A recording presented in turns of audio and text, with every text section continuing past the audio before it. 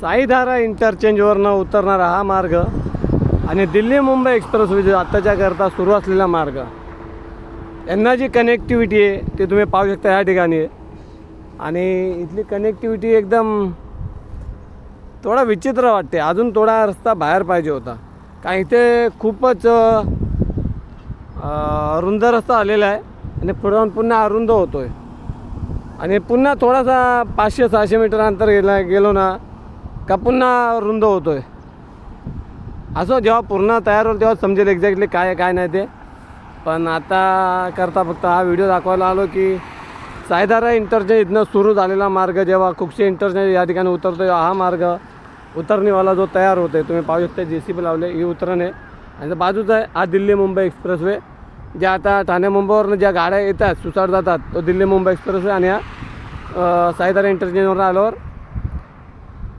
जो नागपूरला घेऊन जातो तो मार्ग. म्हणजे तुम्ही गुजरात दिल्लीवरनं या किंवा मुंबई ठाणेवरनं या, हा स्पॉट मेन स्पॉट आहे ज्या ठिकाणी तुम्हाला एकत्र यावे लागणार. इथे तुम्ही एकत्र येणार आणि इथून साधारणतः 400 ते 500 मीटर अंतर गेला तेवढं पण नसेल, तुम्ही पुन्हा दुभागले जाणार. एक सरळ तुम्ही जाल पनवेलच्या दिशेने आणि एक जाईल नागपूरच्या दिशेने.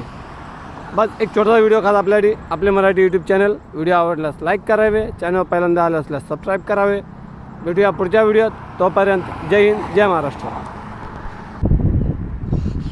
कुक्षी इंटरचेंज ब्रिज, साईधारा इंटरचेंजवर आलेला मार्ग आणि अकलवली इंटरचेंजवरून आलेला मार्ग, दोन्ही इथे एकत्र येऊन पुढे पनवेल किंवा नागपूरला जाऊ शकतात.